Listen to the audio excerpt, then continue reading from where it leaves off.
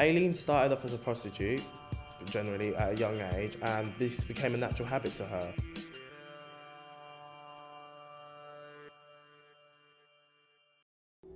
Our childhood's always the template of our adult behaviour. I personally don't know how anybody can do it to another person.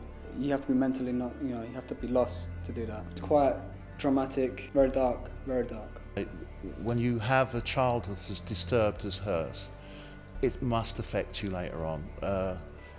It sounded like a chaotic childhood. It sounded like there wasn't much love.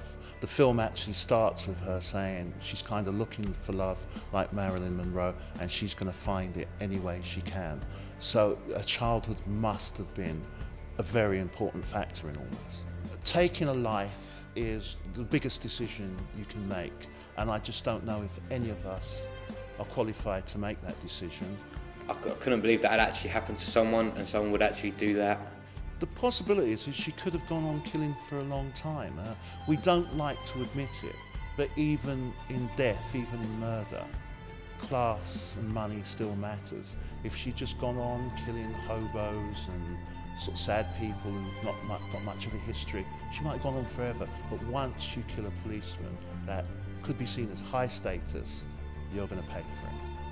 I just don't believe in capital punishment, but then lots of people do. If you ever took a poll in the street in both the UK and the US, the majority of people believe in capital punishment. If you can prove that someone's committed murder or any other heinous crime, they should be killed. So capital punishment for me is always kind of dodgy. As in life, survival of the fittest is one factor that we have to consider. This is how she used it to her full advantage. By taking the money of people and stealing their cars and whatnot, she had to survive anyhow. So by doing all this stuff, she used that to her full capability.